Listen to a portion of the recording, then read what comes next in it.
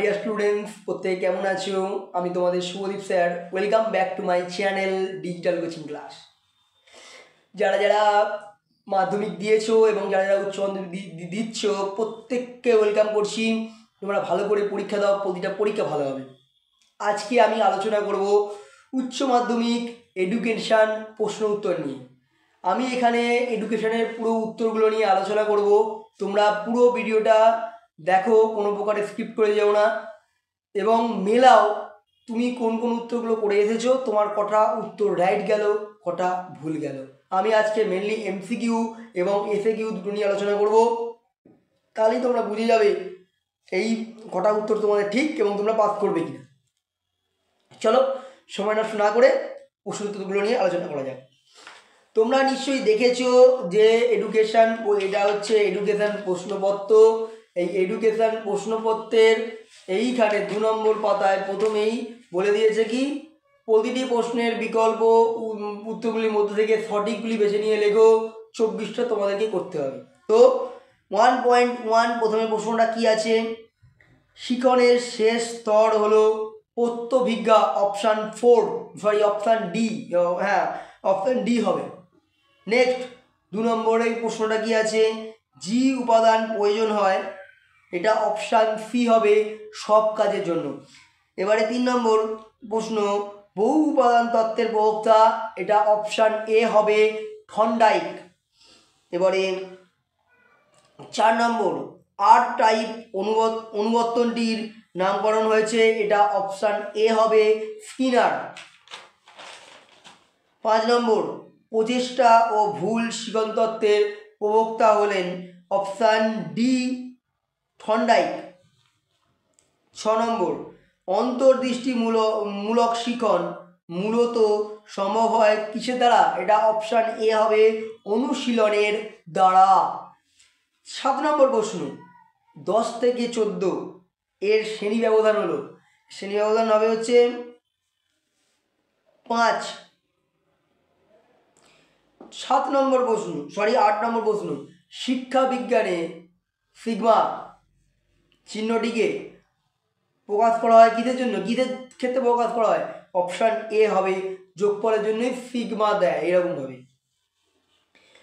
9 নম্বর, 7,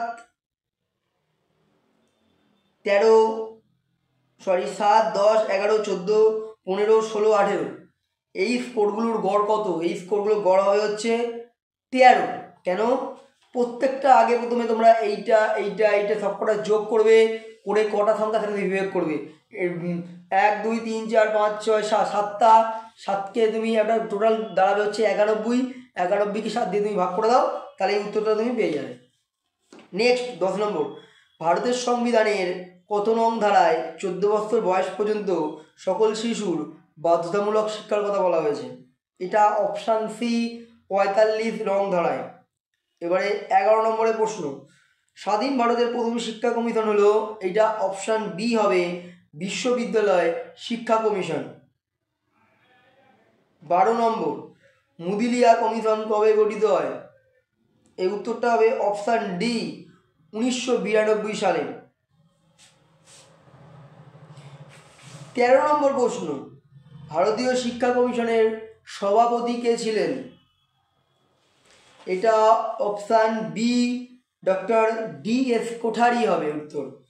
14 নম্বর প্রশ্ন, স্বশাসিত মহাবিদ্যালয়ের কথা কোন কমিশন বা কোন কমিটিতে বলা হয়েছে, এটা হবে অপশান সি জাতীয় শিক্ষানীতি 1986 সাল। নেক্সট 15 নম্বরে কি বলছে, 15 নম্বরে বলছে নিম্নলিখিত কোনটি রাধাকৃষ্ণান কমিশনের সুপারিশ, এটা হবে অপশান সি গ্রামীণ বিশ্ববিদ্যালয়। নেক্সট 16 নম্বর প্রশ্ন, বৃত্তিমূলক ও কারিগরি শিক্ষার সঙ্গে সম্পর্কিত একটি সংস্থা হলো, এটা অপশান সি উত্তর হবে AICTE। Option 17 program of action কত সালে গঠিত হয়, এটা অপশান বি হবে 1992 সালে। নেক্সট 18 নম্বরের প্রশ্ন, কমন স্কুল এর কথা উল্লেখ আছে কোথায়, এটা হবে অপশান সি কোঠারি কমিশনে কমন স্কুলের কথা উল্লেখ আছে। Kothari commission option 3। 19 নম্বরের প্রশ্ন, ভারতের জাতীয় প্রতিবন্ধী দিবস পালন করা হয় কবে? এটা অপশান বি 15 মার্চ, মানে 15ই মার্চের কথা বলছে। 20 নম্বর প্রশ্ন, শিক্ষায় স্ক্রিন রিডার যন্ত্র ব্যবহার করা হয়, এটা হবে অপশান এ দৃষ্টিহীন শিশুদের জন্য। এবারে 21 নম্বর, বয়স্ক শিক্ষাকে সামাজিক শিক্ষা বলে অভিহিত করেছেন, এটা হবে option B Maulana Abul Kalam Azad. Next 22 নম্বর প্রশ্ন, ডেলোর্স কমিটি গঠিত হয়, এটা হবে অপশান সি 1993, মানে 1993 সালে। 23 নম্বর প্রশ্ন, কম্পিউটারের স্থায়ী স্মৃতিকেন্দ্র হলো, এটা হবে রোম, ফিক্সড, এটা স্থায়ী থাকে। 24 নম্বর প্রশ্ন, একটি মাল্টিমিডিয়ার উদাহরণ হলো, এইটা হবে অপশান বি দূরদর্শন। এতক্ষণ আমি এটাকে শর্ট প্রশ্ন আলোচনা করেছি। এবারে যেটা আলোচনা করব সেটা হচ্ছে বড় প্রশ্ন। এখন আমি শুরু করছি শর্ট প্রশ্ন এডুকেশনের। তো শর্ট প্রশ্ন 2 দাগের এক একটা প্রথম প্রশ্নই আছে, পরিণমনের দুটি বৈশিষ্ট্য উল্লেখ করো। এটার উত্তর হবে 1 নম্বর পয়েন্ট দিয়ে বিকাশ প্রক্রিয়া, 2 নম্বর চাহিদা নির্ভর নয়। এর একটা অথবা আছে, মনোযোগের দুটি অভ্যন্তরীণ নির্ধারকের উল্লেখ করো। এটা 1 হবে মেজাজ, 1 নম্বর পয়েন্ট। 2 নম্বর পয়েন্ট হবে দুশ্চিন্তা। 3 দাগের প্রশ্ন, স্পিয়ারম্যানের বুদ্ধি সংক্রান্ত তত্ত্বে এস ফ্যাক্টর কি? এটা হবে বিশেষ মানসিক ক্ষমতা, এটাই হচ্ছে এস ফ্যাক্টর। 2 দাগে বা 3 দাগের প্রশ্ন, অপারেন্ট অনুবর্তক ক্রিয়া বলতে কি বোঝো? এটা হবে যে অনুবর্তক ক্রিয়ায় কোনো নির্দিষ্ট উদ্দীপক থাকে না, যে কোনো উদ্দীপকের সাথে একে যুক্ত করা যায়, মানে যে অনুবর্তক ক্রিয়ায় নিজের কোনো উদ্দীপক নেই, যে কোনো উদ্দীপকের সাথে একে যুক্ত করা যায়, তাকে বলা হচ্ছে অপারেন্ট অনুবর্তন। এর একটা অথবা আছে যে গেস্টাল্ট কথাটির অর্থ কি? গেস্টাল্ট কথাটির অর্থ হলো অবয়ব। এবার 4 নম্বর কোশ্চেন চলে আসি। 4 নম্বর কোশ্চেন কি বলছে, রাশি বিজ্ঞানের উচ্চকক্ষ ও বিস্তৃতি যদি যথাক্রমে 120 ও 30 হয়, তবে এর নিম্ন স্কোর কত হবে? এটার উত্তর হবে 90। 120 থেকে 30 মাইনাস করো। এবারে 5 নম্বর প্রশ্ন, যখন শিক্ষা বিজ্ঞানের একটি পরিসংখ্যান 14, তাহলে ট্যালি কি হবে? ট্যালিটা হবে এক দাড়ি, একটা দাড়ি, দুটো দাড়ি, তিনটে দাড়ি, চারটে দাড়ি, 5 নম্বর মাথায় এরকম কেড়াচে দিয়ে দাও, হলো। আবার 1 2 3 4, 5 নম্বর মাথা কেড়াচে দিয়ে দাও, তাহলে যেই কেড়াচে তুমি দিয়ে দিচ্ছ তখন 5 হয়ে যাচ্ছে। 5 এই 5 10, আবার 1 2 3 4 14, এই যে এরকম বলতে পারছি আমি। এই যে 4টের পর একটা দিয়েছি, আবার এই যাবো 1 2 3 4, তারপর একটা কেড়াচে দিয়েছি, তারপরে এইটা হয়ে গেল। অথবা দিয়ে এখানে একটা প্রশ্ন আছে, আয়তলেখ আঁকার সময় পরিসংখ্যাগুলি শ্রেণী ব্যবধানে কোথায় স্থাপন করতে হয়? এটা হবে অক্ষরেখা বরাবর। 6 নম্বরে প্রশ্ন, জাতীয় শিক্ষানীতি পরিষদ কত সালে গঠিত হয়? উত্তর হবে 1959 সালে। এর অথবা আর একটা প্রশ্ন আছে, ভারতীয় সংবিধান অনুযায়ী শিক্ষা কোন তালিকাভুক্ত? এটা উত্তর হবে যুগ্ম তালিকাভুক্ত। 7 নম্বর প্রশ্ন, ইউপিই সম্পূর্ণ কথাটি লেখো। এটা হবে ইউনিভার্সাল প্রাইমারি এডুকেশন। এর একটা অর আছে অথবা, ভারতের সংবিধানে কত নং ধারায় নারীদের শিক্ষার সুযোগ সুবিধার কথা বলা হয়েছে? এটা হবে 16 নং ধারায়। 8 নম্বর, কোঠারি কমিশনের সুপারিশ অনুযায়ী বিদ্যালয় শিক্ষার কাঠামো লেখো।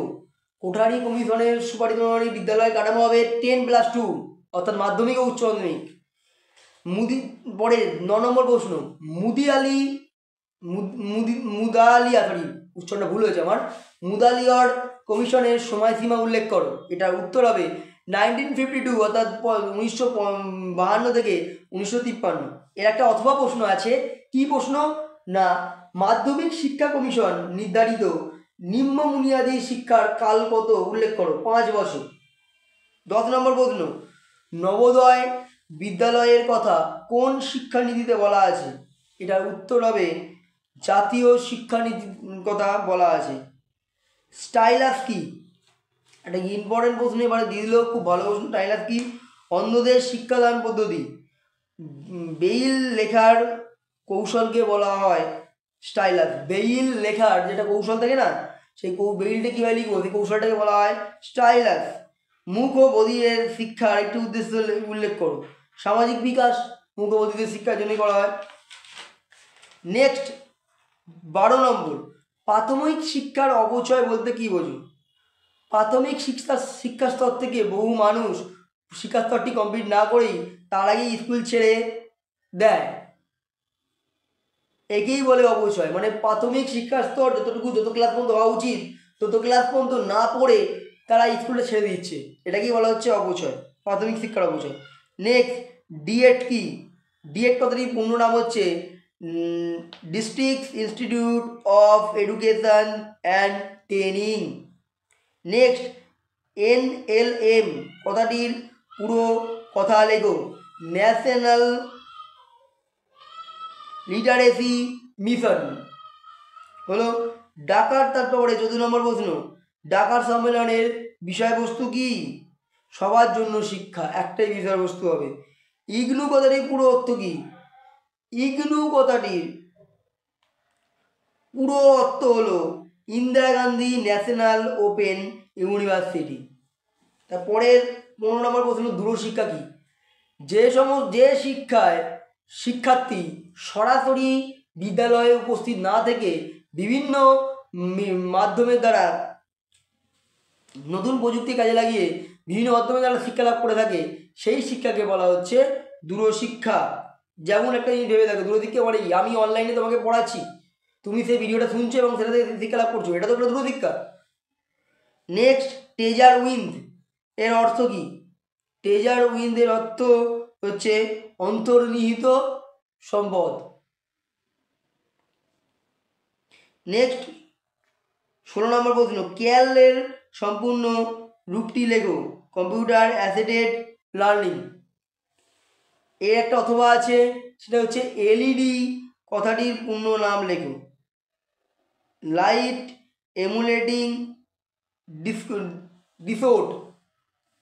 যদি উচ্চারণ ভুল হয়ে থাকে তাহলে ক্ষমা করো, এইটাই হবে লাইট এমিটিং ডিকোড। তাহলে মোটামুটি আমি এখানে যেটা আছে এডুকেশনের 16টা প্রশ্ন ফিনিশ করেছি এবং মাল্টিপল করেছি। ভিডিওটি যদি ভালো লাগে অবশ্যই লাইক করো, কমেন্ট করে জানাও কেমন লাগলো, আর তুমি কোথায় কিসে পড়ো, কোত্থেকে আমার ভিডিওটি দেখেছো। প্রচুর শেয়ার করো আর লাইক করো। আর তুমি যদি নতুন এখানে আমার চ্যানেলে দেখে থাকো তাহলে অবশ্যই চ্যানেলটিকে সাবস্ক্রাইব করে যেও। তোমাদের একটা সাবস্ক্রাইব আমাকে আরও নতুন ভিডিও তৈরি করতে অনুপ্রেরণা যোগায়। ফিরে আসছি আরও একটা নতুন ভিডিও নিয়ে। ততদিনে ভালো করে মেলাও এবং ভাবো তোমরা এইচএসে এডুকেশনে কত পাবে।